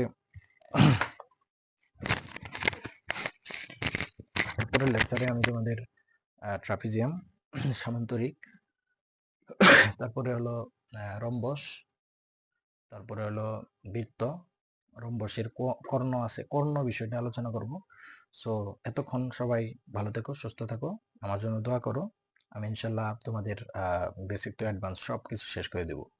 এবং কি আমার সাথে তোমরা ক্লাস 5 না, আমি ক্লাস 6 এর জন্য ফ্রি আয়োজন করছি, ক্লাস 7, 8, 9, 10 এবং ইন্টারমিডিয়েট সহ ইনশাল্লাহ আমার লক্ষ্য আছে, আমি বাংলাদেশের শিক্ষা ব্যবস্থার পরিবর্তনের জন্য এই বিষয়গুলা আমি চেষ্টা করতেছি যে মানে মানুষের কাছে যাক আমার এই ক্ষুদ্র আয়োজন, মানে নিজের মানে পারিশ্রমিক বা নিজের পরিশ্রম দিয়ে নিজের অর্থ ব্যয় করে আমি এই কাজগুলা করছি। এটা আমার ভাল লাগে, বা এটা আমার বলতে পারো যে দেশের সেবার জন্য আমি এটা করতেছি। আমার কোনো অর্থনৈতিক কোনো উন্নতি কেউ আমাকে সাপোর্ট করে না। অর্থনৈতিক ভাবে আমি কোনো মানে কোনোভাবেই কোনো করি না, আমার নিজের টাকা দিয়ে, বাবা মার নিজের টাকা দিয়ে আমি এগুলা করি, এবং আমার এগুলা করতে ভালো লাগে, যার জন্য আমি করি। বিষয় হলো তোমরা ছোট ভাই, তোমাদের কাছে আমার কোনো চাওয়া নেই, একটা চাওয়া ভালো করে পড়াশোনা করো, আর ভিডিওটি মানুষের কাছে শেয়ার করে দিও। আমার অর্গান সায়েন্স যে পেজটা আছে, যে পেজ থেকে এবং যে ইউটিউব চ্যানেল থেকে তুমি যেখান থেকে দেখো, তোমরা প্লিজ দয়া করে তোমার যারা ক্লাস পঞ্চম শ্রেণীর যারা মানে শিক্ষার্থী আছে তাদের একটু দয়া করে মানে ছড়িয়ে দিবে। আর অভিভাবকদের বলি যে আমার ক্লাসগুলো যদি আপনাদের ভালো লেগে থাকে, তাহলে দয়া করে আপনাদের যারা আপনার ছেলে মেয়ে আছে তাদেরকে প্লিজ আপনারা ফোন হাতে দিবেন না, আপনারা সহ সাথে থেকে সেই ক্লাসগুলো করাবেন। সো সকলকে ধন্যবাদ জানিয়ে, আর সকলের প্রতি ভালোবাসা, আজকের এই সুসময়ে, আজকের এই দিনে সকলকে শুভকামনা জানিয়ে, সকলের প্রতি দোয়া রেখে, সকলকে আল্লাহ তাআলা 5 ওয়াক্ত নামাজ এবং স্রষ্টার যারা অন্যান্য ধর্মের আছেন যাদেরকে স্রষ্টার প্রতি নিবেদন করে, কারণ স্রষ্টা ছাড়া বা ধর্মহীন সমাজ কোনো সময় সমাজ হতে পারে না, ধর্মহীন সমাজ একটি আইনে জাহিলিয়া যুগ তৈরি করে। সো আপনাদের সন্তানদের যারা অভিভাবক আছেন, আপনাদের সন্তানদের ইসলাম শিক্ষা দিন, ধর্ম শিক্ষা দিন, যে যে ধর্মের আছেন সেই ধর্ম শিক্ষা দিন, কারণ ধর্ম শিক্ষাহীন একটা ছাত্র বা একটা ছেলে মেয়ে বা শিক্ষার্থী তারা কখনোই ভালো কিছু করতে পারে না, তারা নৈতিকতাভাবে ভেঙে পড়ে।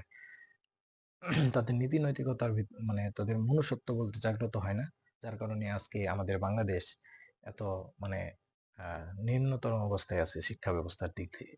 তো এতক্ষণ পর্যন্ত যা বলেছি, কেউ কোনো কষ্ট হয়ে থাকলে মাফ করে দিবেন। আর আমার ক্লাসের ভিতরে যদি কোনো ইনফরমেশন যদি একটু মানে ভুল হয়ে থাকে, আপনাদের চোখে যদি মনে হয় যে এই জিনিসটা হয়তো ভুল, আমি হয়তো মানুষ, আমি ফেরেশতা না, আমার যদি কোনো লেকচারের কোনো অংশে যদি একটু ভুল হয়ে থাকে, প্লিজ আমার কমেন্ট সেকশনে জানাবেন, আমাকে মানে নক দিবেন, দরকার পড়লে আমার পার্সোনাল যে অর্গান চেঞ্জের মেসেঞ্জার আছে, সেখানে মেসেজ দিবেন যে ভাই আমার এই এই অংশটুকু আপনি ভুল করছেন। আমি একজন ছাত্র, আমি একজন শিক্ষার্থী, আমি সেই ভুলগুলা আইডেন্টিফাই করে আমি শিখে নিব। আমি ছাত্র, আমি শিখতে চাই এবং অন্যজনকে শেখাতে চাই। তো এ পর্যন্ত সকলে ভালো থাকবেন, সকলকে ধন্যবাদ। আসসালামু আলাইকুম।